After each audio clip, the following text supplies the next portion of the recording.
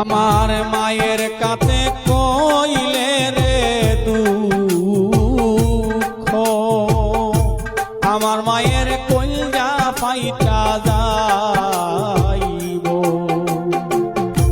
মায়ের কাছে কইলে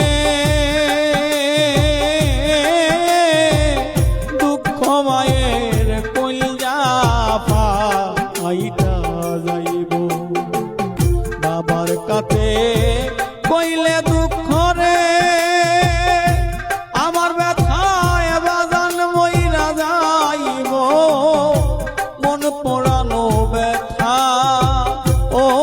ব্যথা তার কাছে কে জানাবো